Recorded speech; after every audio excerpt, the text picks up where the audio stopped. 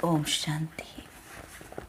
బాబా చెప్తున్నారు 10/3/24 అవ్యక్త BapDada revise course 13/2/99 Shiva అవతరణ మరియు పొదుపు యొక్క అవతారమూర్తి.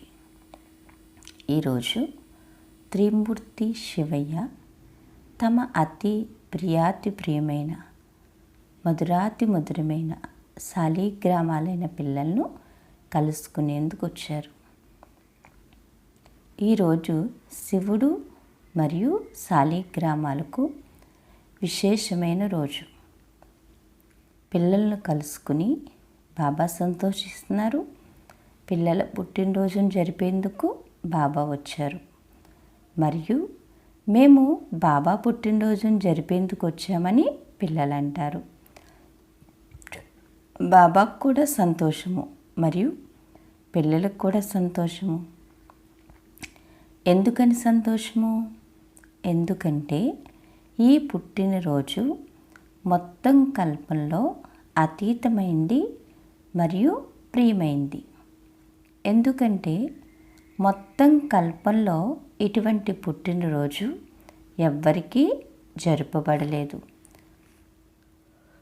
తండ్రి మరియు పిల్లల పుట్టినరోజు కలిసి ఒకే సమయంలో ఉండడం ఇలా మరే సమయంలోనూ మరియు మరెవ్వరికీ జరగదు. కనుక ముందుగా బాప్దాదా పిల్లలకు కోట్లాను రెట్లుగా శుభాకాంక్షలను ఇస్తున్నారు. పిల్లల శుభాకాంక్షలైతే అమృత వేళ నుండి చాలా చాలా హృదయపూర్వకంగా మనస్ఫూర్తిగా చెప్పే శుభాకాంక్షలు బాప్దాదా వద్దకు చేరుకున్నాయి. బాప్దాదా ఇంతమంది పిల్లలను శాలిగ్రామాలు చూసి ఓహో గారాభమైన పిల్లలు, ఓహో ఓహో ప్రియమైన పిల్లలు, ఓహో ఓహో అని చెప్పి పాట పాడుతున్నారట. అలౌకిక జన్మ, అలౌకిక పుట్టినరోజును జరుపుకునే పిల్లలు ఓహో అని మనసులో సంతోష గీతాన్ని పాడుతున్నారు. బాప్దాదా పిల్లలు ప్రతి ఒక్కరి కొరకు ఓహో ఓహో అనే పాటనే పాడుతున్నారు. ఎందుకంటే మొత్తం విశ్వంలోని ఆత్మలలో ఇంత కొద్దిమంది నా పిల్లలై కోట్లాని కోట్ల భాగ్యవంతులుగా అయ్యారు. మరియు ఇక ముందు కూడా భాగ్యవంతులుగా ఉంటారు అని అర్ధకల్పం అమర భాగ్యవంతులుగా ఉంటారు. ఎంత అర్ధకల్పం! ఇది ఒక్క జన్మకు వరదానం కాదు, అనేక జన్మలు అమర వరదానీలుగా అయిపోయారు. ఇలా పిల్లలకు స్వయం యొక్క స్వమానం ఎంతవరకు స్మృతిలో ఉంటుంది? ఈ అలౌకిక పుట్టినరోజు లేక అలౌకిక జన్మ యొక్క తరగని వారసత్వానికి బాబా జన్మించినప్పటి నుండే ఇస్తారు. బాబా చెప్తున్నారు, జన్మించినప్పుడే స్మృతి అనే శ్రేష్ఠ తిలకాన్ని పిల్లలు ప్రతి ఒక్కరికి బాబా దిద్దారు. తిలకం దిద్దబడి ఉంది కదా. బ్రాహ్మణ జీవితం కనుక తిలకం కూడా అవినాశిగా ఉంటుంది. బ్రాహ్మణుల మస్తకంలో తిలకం ఉండడం ఇది శ్రేష్ఠ భాగ్యానికి గుర్తు. మీరందరూ మరియు నలువైపులా ఉన్న పిల్లలు దూరంలో కూర్చుని ఉన్నా కూడా చాలా ఉల్లాస ఉత్సాహాలతో ఈ అతీతమైన మరియు ప్రియమైన పుట్టినరోజును జరుపుకుంటున్నారు కదా. ఈరోజు ఎందుకు వచ్చారు పిల్లలు?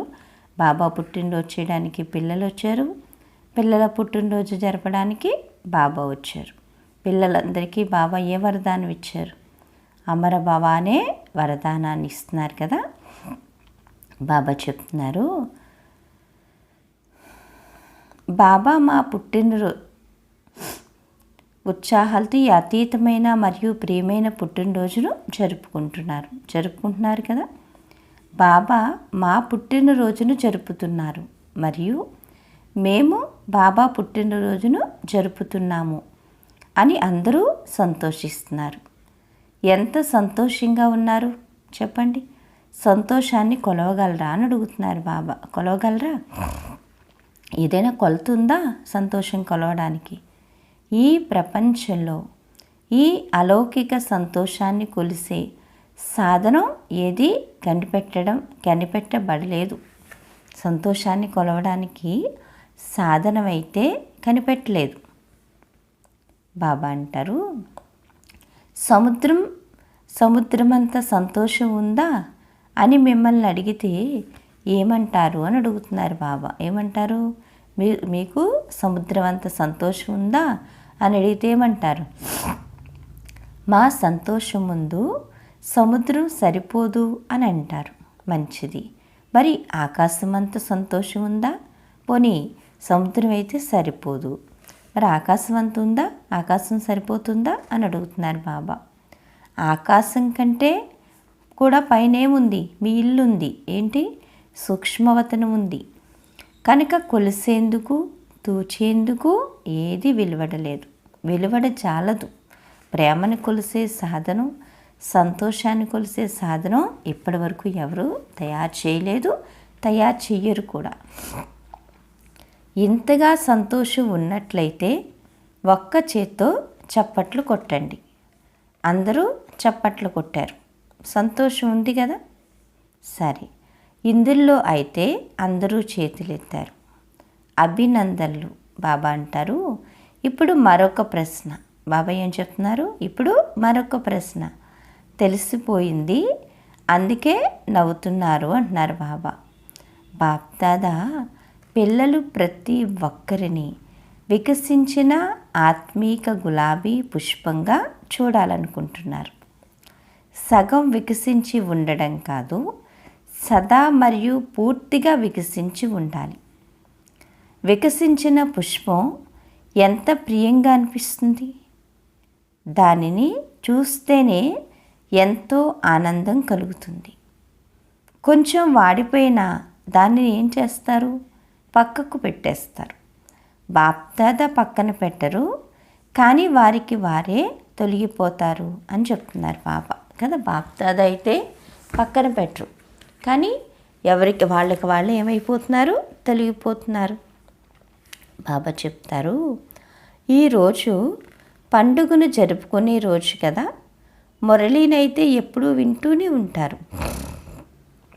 ఈరోజు బాగా సంతోషంతో మనసుతో నాట్యం చేయండి మరియు పాటలు పాడండి. మనసుతో నాట్యం చెయ్యండి, పాదాలతో కాదే. బాబా ఏం చెప్తున్నారు? మనసుతో చెయ్యండి, మామూలుగా కాదు, పాదాలతో కాదు.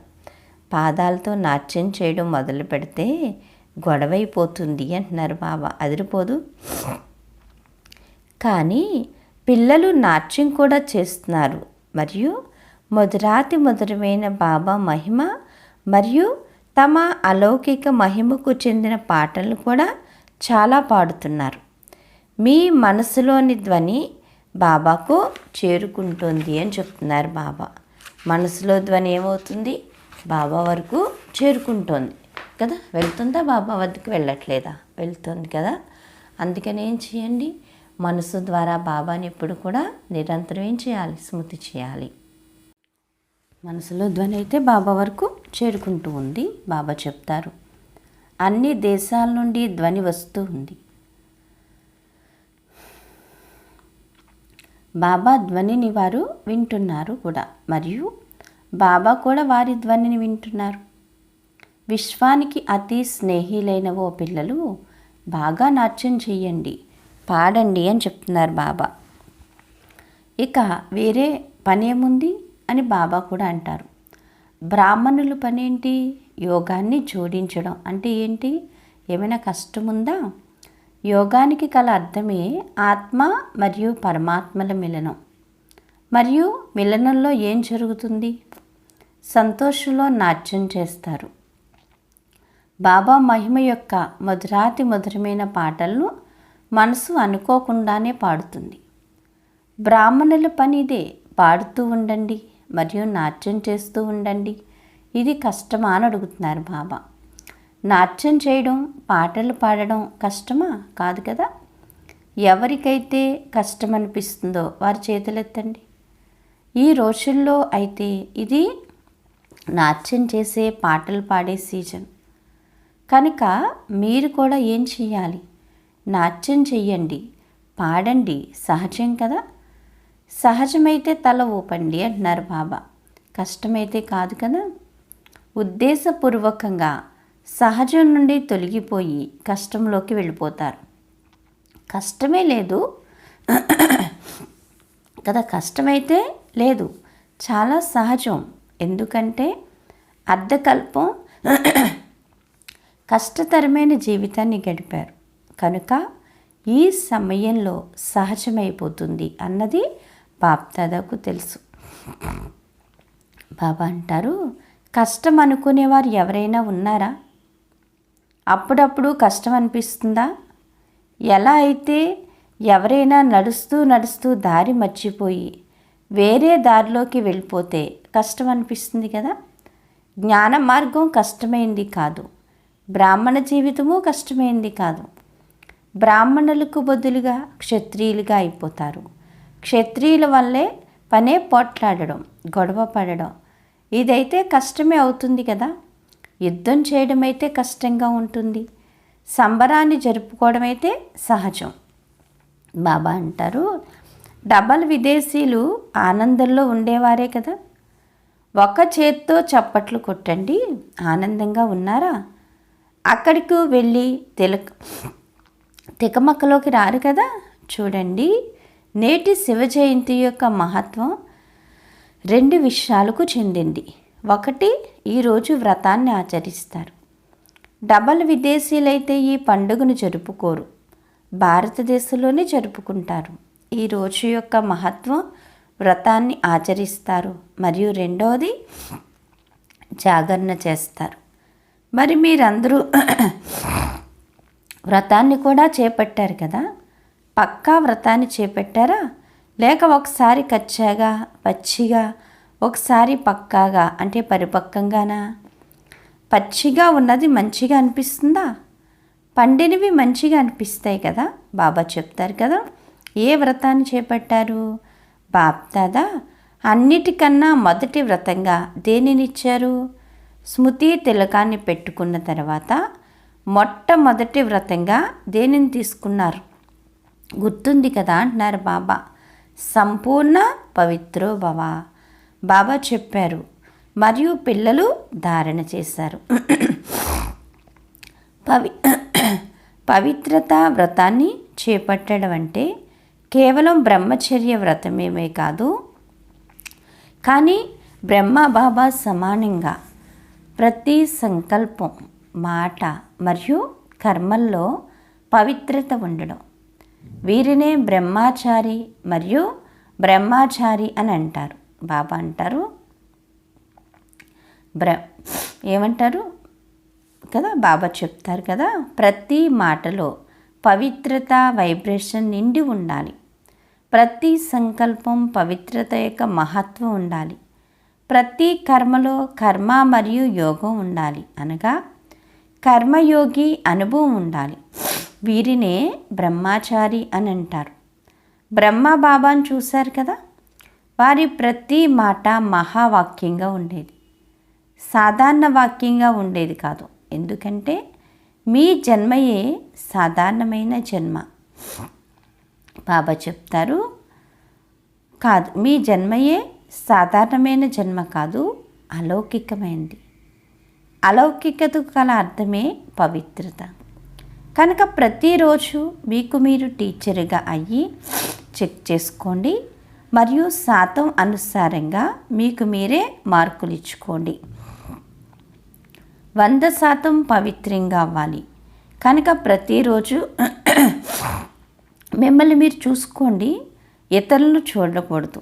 కానీ తమను తాము చూసుకునేందుకు బదులుగా ఇతరులను చూడడంలో నిమగ్నం అయిపోతున్నారు అన్నదానిని బాప్దాదా చూస్తున్నారు. అదైతే సహజం కదా. ఏంటి సహజం? ఎదరవాళ్ళని చూడడం అయితే సహజం, స్వయాన్ని చూసుకోవడం అయితే కష్టం. ఈరోజు సంకల్పాలు, మాటలు మరియు కర్మల్లో ఎంత శాతం పవిత్రత ఉందని మిమ్మల్ని మీరు చూసుకోండి. మీరు ఈ సంవత్సరం నలువైపులా ఏ సందేశాన్ని ఇచ్చారు? పరివర్తన గురించి అన్ని ఫంక్షన్లో వినిపించారు. ఎక్కడ మాట్లాడినా ఆ అన్ని చోట్ల పరివర్తన అన్న టాపిక్పై చాలా మంచిగా భాషణ చేశారు. ఈ సంవత్సరము నలువైపులా సేవలో ఇతరులకు కూడా పరివర్తన లక్ష్యం చాలా మంచి ఆర్భాటంగా ఇచ్చారు. అందుకు బాప్దాదా సంతోషించారు. మరి మీకు మీరు కూడా ప్రతిరోజు ఎంత శాతం పరివర్తన జరిగింది అన్నదాన్ని పరిశీలించుకోండి. పరివర్తన ఎక్కే కలదిగా ఉండాలి అని చెప్తున్నారు బాబా కదా. పడిపోయే కలదిగా ఉండకూడదు. బాప్దాదా కూడా పిల్లలు ప్రతి ఒక్కరి చాట్ను చూస్తారట. బాబా పిల్లలందరి చాట్ను చూస్తారా, లేక ఎవరైనా విశేషమైన వారిదే చూస్తారా అని మీరు ఆలోచిస్తూ ఉండవచ్చు. బాప్దాదా పిల్లలందరి చాట్ను అప్పుడప్పుడు చూస్తారు, ప్రతిరోజు చూడరు, కానీ అప్పుడప్పుడు చూస్తారు. చివరిలో ఉన్నవారిదైనా వేగంతో వెళ్ళేవారిదైనా అందరి చాట్ను చూస్తారట. అందరూ నవ్వుతున్నారు. మరి చాట్ ఎలా ఉంది అన్నదాన్ని బాప్దాదానే వినిపించాలా? ఈరోజు పండుగ జరుపుకునే రోజు కదా, అందుకని వినిపించడం లేదు. బాబా చెప్తున్నారు ఈరోజు పండుగ జరుపుకోవడానికి వచ్చారు కదా, అందుకు చాట్ విషయం తేను. ఎందుకంటే మళ్ళీ మీరు ఏమైపోతారు కదా. చాట్ వినిపిస్తే ఏమనిపిస్తుంది? చాట్ని బట్టి సిగ్గు అనిపిస్తుంది కదా. కానీ ఇక ముందు కొరకు సూచనిస్తున్నారు. ఈరోజు యొక్క మహత్వం వ్రతాన్ని ఆచరించడం అనగా దృఢ సంకల్పం తీసుకోవడం. సత్యమైన భక్తులు ఎప్పుడూ వ్రతాన్ని భంగపరచరు. ఇప్పుడు కూడా మొదటి పునాది అయిన సంకల్ప శక్తి అప్పుడప్పుడు చాలా ఎక్కువగా వ్యర్థమైపోతుంది. నెగిటివ్ సంకల్పాలు వ్యర్థ సంకల్పాల కంటే కాస్త తక్కువగా ఉన్నాయి అని భవిష్యత్తు కోసం బాప్దాదా పిల్లలకు మళ్ళీ సూచనిస్తున్నారు. బాబా చెప్తారు, ఈ సంకల్ప శక్తి యొక్క ఉపయోగాన్ని స్వయం పట్ల మరియు విశ్వం పట్ల ఎంత కావాలంటే అంతగా ఉపయోగించుకుని దానిని పెంచుకోండి. ఎందుకంటే సంకల్పాల ఆధారంగానే మాటలు మరియు కర్మలు ఉంటాయి కనుక సంకల్ప శక్తిని పరివర్తన చేసుకోండి. వ్యర్థంగా, నకారాత్మకంగా, నెగిటివ్గా జరిగే సంకల్పాలను మార్చుకుని వాటిని విశ్వ కళ్యాణం కొరకు కార్యంలో పెట్టండి. బాప్దాదా సంకల్పాల ఖజానాను సర్వశ్రేష్టమైనదిగా భావిస్తారు కనుక ఈ సంకల్పాల ఖజానా విషయంలో పొదుపు అవతార మూర్తులుగా అవ్వండి. ఈరోజు అవతరణ దినమని అంటారు కనుక బాప్దాదాకు పిల్లలందరి పట్ల ఇదే శుభమైన ఆశ ఉంది. శివ అవతరణతో పాటుగా మీ అందరూ పొదుపు అవతారమూర్తులుగా అవ్వండి. సంకల్పాల్లో పొదుపు చేసినట్లయితే అనగా వ్యర్థ సంకల్పాల నుండి రక్షించుకున్నట్లయితే మిగిలిన అన్ని ఖజానాలు స్వతహాగానే రక్షింపబడతాయి. 99వ సంవత్సరంలో ఏమవుతుంది? 99 మొదలైపోయింది, 99లో ఏం జరుగుతుందో అని ముందు ఆలోచించేవారు ఏమైనా జరిగిందా అని అడుగుతున్నారు బాబా. ఫిబ్రవరి నెల కూడా వచ్చేసింది. ఒకవేళ ఏదైనా జరిగినా కూడా మీకేంటి, మీకేమైనా నష్టమా అని అడుగుతున్నారు. భయమా? బాబా అడుగుతున్నారు. అంటే 99లో ఏమవుతుందో, 2000 ఏమవుతుందో, ఇంకోసారి ఏమవుతుందో ఇవన్నీ ఆలోచిస్తున్నారు. మీకైనా నష్టమా, మీకు భయమా, కష్టమా అని అడుగుతున్నారు బాబా. చెప్పండి, భయం ఏమైనా ఉందా? ఏమీ లేదు కదా. ఎప్పుడు ఏం జరిగినా సంతోషమే. ఆరాంగా ఏం చేయొచ్చు? బాబా దగ్గరికి వెళ్ళిపోవచ్చు. భయమా? ఏమవుతుందనే భయం ఉందా? మీ కొరకు మంచే జరుగుతుంది. బాబా ఏం చెప్తున్నారు? మీ కొరకు అంతా మంచే జరుగుతుంది, భయపడకండి. ప్రపంచంలో వారికి ఏం జరిగినా కానీ మీరైతే నిర్భయులుగా హర్షితముకులుగా కదా అయ్యి ఆటను చూడాలి. ఆటలో రక్తాన్ని కూడా చూపిస్తారు, రక్తాన్ని కూడా చూపిస్తారు, ప్రేమను కూడా చూపిస్తారు, యుద్ధాన్ని కూడా చూపిస్తారు, మంచి విషయాలను కూడా చూపిస్తారు. మరి ఆటను చూస్తుంటే భయం అనిపిస్తుందా? ఏమవుతుందో, ఏమయ్యింది అని ఆలోచిస్తారా ఏంటి? అలా ఆనందంగా కూర్చుని చూస్తారు. మరి ఇది కూడా అనంతమైన ఆట. ఏం జరిగింది, ఇలా అయితే జరిగి ఉండకూడదు, ఎందుకయ్యింది అని కొంచెం అయినా భయం కానీ గాబరా కానీ ఉన్నట్లయితే ఇటువంటి స్థితి ఉన్నవారిపై ప్రభావం పడిపోతుంది కదా.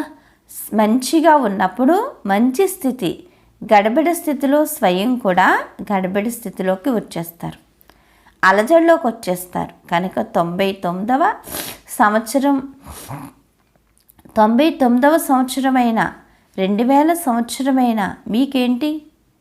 ఆటను జరగనివ్వండి, మీరు ఆనందంతో చూడండి, గాబరా పడొద్దు. అయ్యో ఇలా అయ్యిందేంటి అన్న సంకల్పంలో కూడా రాకూడదు. 99వ సంవత్సరంలో ఏమవుతుంది, ఏదైనా అవుతుందా, అవ్వదా అని అందరూ అడుగుతున్నారు. బాగా శుభ్రపరచుమని మీరే ప్రకృతికి సేవిచ్చారు, శుభ్రం చేయమని పెద్ద పెద్ద చీపుర్లు ఇచ్చారు. మరి ఎందుకు గాబరా పడతారు అని బాప్దాదా అంటున్నారు. మీరే కదా ప్రకృతికి ఏమిచ్చారు? సేవిచ్చారు కదా. సేవిచ్చారా, సేవ ఇవ్వలేదా శుభ్రం చేయమని? అలాగే శుభ్రం చేయమని పెద్ద పెద్ద చీపుర్లు ఇచ్చారు.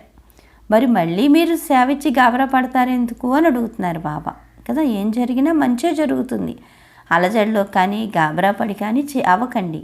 ఎందుకంటే అంతిమంలో మళ్ళీ ఫెయిల్ అయిపోతారు. మీ ఆజ్ఞ అనుసారంగానే అది శుభ్రం చేస్తున్నప్పుడు మళ్ళీ మీరెందుకు అలజడిలోకి వస్తారు చెప్పండి? మీరే కదా ఆజ్ఞాపించింది, మీరే కదా ప్రకృతికి చెప్పారు శుభ్రం చెయ్యి అని. కనుక అచంచలంగా స్థిరంగా అయ్యి మనస్సు బుద్ధిని పూర్తిగా శక్తిశాలిగా చేసుకుని అచంచలమైన స్థిరమైన స్థితిలో అవ్వండి. ప్రకృతి ఆటను చూస్తూ పోండి, గాబరా పడొద్దు. మీరు అలౌకికమైన వారు, సాధారణమైన వారు కాదు. సాధారణమైన వారు అలజడిలోకి వస్తారు, గాబరా పడిపోతారు. బాబా అంటారు, అలౌకికమైన వారు మాస్టర్ సర్వశక్తివంతులైన వారు కదా. అలౌకిక ఆత్మలు ఎవరు? మాస్టర్ సర్వశక్తివంతులు. ఆటను చూస్తూ తమ విశ్వ కళ్యాణ కార్యంలో బిజీగా ఉంటారు. ఒకవేళ మనస్సు బుద్ధిని ఫ్రీగా ఉంచుకుంటే గాబరా పడతారు. మనస్సు మరియు బుద్ధి ద్వారా లైట్ హౌస్గా అయ్యి లైటును ప్రకాశాన్ని వ్యాపింపచేయాలి. ఈ కార్యంలో బిజీగా ఉంటే బిజీగా ఉన్న ఆత్మకు భయం ఉండదు, సాక్షితనం ఉంటుంది. బాబా అంటారు, ఏదైనా అలజడి కార్యంలో బిజీగా ఉంటే బిజీగా ఉన్న ఆత్మకు భయం ఉండదు, సాక్షితనం ఉంటుంది. ఏదైనా అలజడి వచ్చినా కానీ బుద్ధిని ఎల్లప్పుడూ క్లియర్గా ఉంచుకోవాలి అని చెప్తున్నారు బాబా. ఎందుకంటే ఏమిటి అన్న వాటిలో బుద్ధిని బిజీగా ఉంచుకోకూడదు, వాటితో బుద్ధిని నింపుకోకూడదు, ఖాళీగా ఉంచుకోవాలి. ఒక్క బాబా మరియు నేను ఎప్పుడైతే సమయం అనుసారంగా ఉత్తరాలు, టెలిఫోను, టీవీ లేక మరే ఇతర సాధనాలు ఏవైతే ఉన్నాయో వాటి ద్వారా కూడా సందేశం అందని సమయం ఉంటుందో అప్పుడు కూడా బాప్దాదా యొక్క సలహా మీకు స్పష్టంగా అందుతుంది. చూసారా బాబా ఏం చెప్తున్నారో? లాస్ట్ టైంకి అన్నీ ఫెయిల్ అయిపోతాయి, సైన్స్, సాధనాలు, కరెంట్ అన్నీ. అప్పుడు కూడా బాప్దాదా యొక్క సలహా మనకి స్పష్టంగా అందుతుందట. ఎలా అందుతుంది? మన బుద్ధి లైన్ క్లియర్గా ఉండాలి.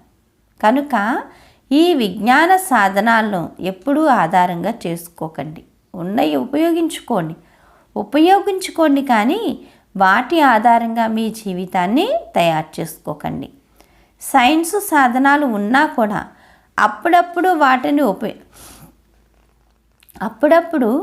వాటిని ఉపయోగించుకోలేకపోతారు. కనుక సైలెన్స్ సాధనం ఎక్కడ ఉన్నా, ఎలాంటి పరిస్థితిలో ఉన్నా కానీ చాలా స్పష్టంగా మరియు చాలా స్వతహాగా పనికొస్తుంది. బాబా అంటారు, కానీ ఇందుకొరకు మీ బుద్ధి లైను చాలా స్పష్టంగా ఉంచుకోవాలి.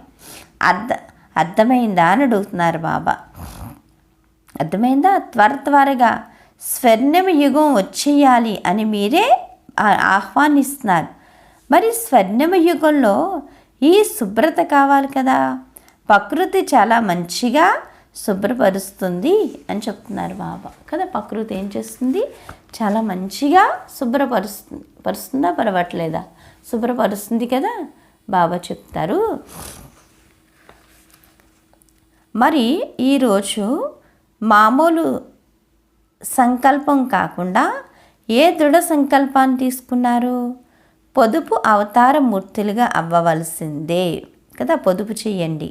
సంకల్పాల్లోనైనా, మాటల్లోనైనా, సాధారణ కర్మల్లోనైనా పొదుపు ఉండాలి. మరొక విషయం, సదా బుద్ధిని స్పష్టంగా ఉంచుకోవాలి. దీనినే మరో మాటలో స్వచ్ఛమైన మనసును చూసి స్వామి సంతోషిస్తారు అని బాప్దాదా అంటారు. స్వచ్ఛమైన మనసు వర్తమాన సమయంలో స్వచ్ఛత మరియు స్వచ్ఛతల అవసరం ఉంది. మనసులో కూడా స్వచ్ఛత, పరివారంలో కూడా స్వచ్ఛత మరియు బాబాతో కూడా స్వచ్ఛత. అర్థమైందా? ఈరోజు చెప్పాలనుకోలేదు కానీ చెప్పేశాం. బాప్దాదాకు పిల్లలపై చాలా ప్రేమ ఉంటుంది కదా. అందుకని ఏ కొంచెం బలహీనతను కూడా బాప్దాదా చూడలేరు. పిల్లల మీద ఉండే ప్రేమతోటి పిల్లలు బలహీనంగా ఉంటే బాబా చూడలేరు. బాబాకి నచ్చదు కదా. బాబా చెప్తున్నారు, చూడలేరు. పిల్లలు ప్రతి ఒక్కరిని తనలా సంపూర్ణంగా చూడాలని బాప్దాదా కోరుకుంటారు. బాబా అంటారు, నలువైపులా అలజడుంది. ప్రకృతిలోని అన్ని తత్వాలు చాలా ఎక్కువగా అలజడి చేస్తున్నాయి. ఒకవైపు కూడా అలజడి లేకుండా లేదు. వ్యక్తులు చేసే అలజడి, ప్రకృతి చేసే అలజడి ఉంది. ఇలా నలువైపులా సృష్టిలో అలజడి ఉంటే ఆ సమయంలో మీరు ఏం చేస్తారు అని అడుగుతున్నారు బాబా. ఏం చేస్తారు? రక్షణ సాధనం ఏంటి? అప్పుడు రక్షించుకోవడానికి సాధనం ఏంటి చెప్పండి. క్షణకాలంలో మిమ్మల్ని మీరు విదేహీలుగా, అశరీరులుగా లేక ఆత్మాభిమానులుగా చేసుకుంటే అలజడిలో అచంచలంగా ఉంటారు. అలజడిలో అచంచలంగా ఉండగలరు. దీనికి సమయం అయితే పట్టదు కదా. ఏమవుతుంది? ఇప్పుడు ప్రయత్నం చెయ్యండి. ఒక్క క్షణంలో మనసు బుద్ధిని ఎక్కడ కావాలనుకుంటే అక్కడ పెట్టగలరా అని అడుగుతున్నారు బాబా. దీనినే సాధన అని అంటారు అని చెప్తున్నారు. అచ్చా, దేశ విదేశాల్లో నలువైపులా బాబా ప్రేమలో లవలీనమై ఉన్న ఆత్మలకు సదా స్వయాన్ని బ్రహ్మచారి స్థితిలో ఉంచుకునే స్నేహి సహయోగి పిల్లలకు సదా ఎకానమీ మరియు ఏకనామీలను కార్యంలో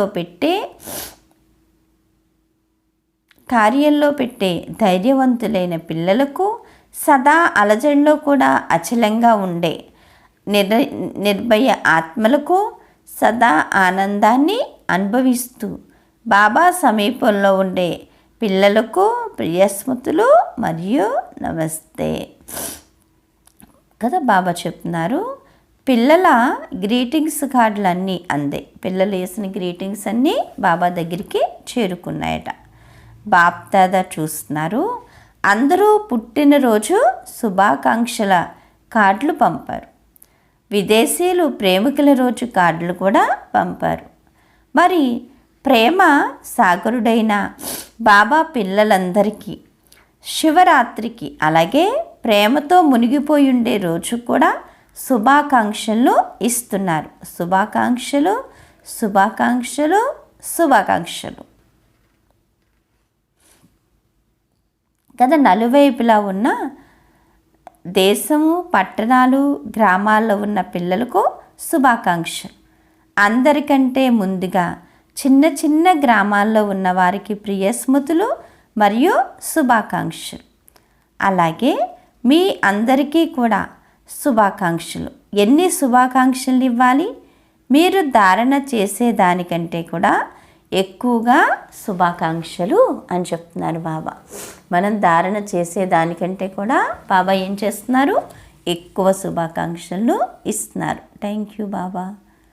వరదానము: స్నేహము మరియు నవీనతల అథారిటీ ద్వారా సమర్పితం చేయించే మహాన్ ఆత్మభవ. సంపర్కంలోకి ఎవరొచ్చినా వారిని ఎటువంటి సంబంధంలోకి తీసుకురావాలంటే వారు సంబంధంలోకి వస్తూ సమర్పణ బుద్ధి కలవారిగా అయిపోవాలి. మరియు బాబా ఏదైతే చెప్పారో అదే సత్యము అని అనాలి. దీనినే సమర్పణ బుద్ధి అని అంటారు. ఇక వారి ప్రశ్నలు సమాప్తమైపోతాయి. బాబా అంటారు, వీరి జ్ఞానం మంచిది అని కేవలం ఇంతే అనరు, కానీ నూతన ప్రపంచాన్ని తీసుకువచ్చే నూతన జ్ఞానవిధి అన్న ఇటువంటి ధ్వని వెలువడాలి. అప్పుడే కుంభకర్ణులు మేలుకుంటారు. కావున నవీనత యొక్క మహానత ద్వారా స్నేహం మరియు అథారిటీల బ్యాలెన్స్తో అలా సమర్పితం చేయండి. మైకులు తయారయ్యారని అప్పుడే అనగలరు అని చెప్తున్నారు బాబా.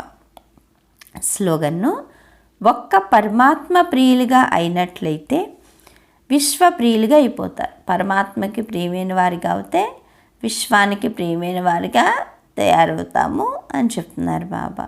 అచ్చా. మధురాతి మధురమైన ఆత్మీక తండ్రికి ఆత్మీక పిల్లల యొక్క ప్రియ స్మృతులు. గుడ్ మార్నింగ్ మరియు నమస్తే, నమస్తే, నమస్తే. మధురమైన బాబా, ప్రియమైన బాబా, నా బాబా, ధన్యవాదాలు బాబా. ఓం శాంతి. థ్యాంక్ యూ బాబా. ఈరోజు స్వమానం నేను మహాన్ ఆత్మని అనుకోండి. నేను మహాన్ ఆత్మ. అచ్చా. ఓం శాంతి.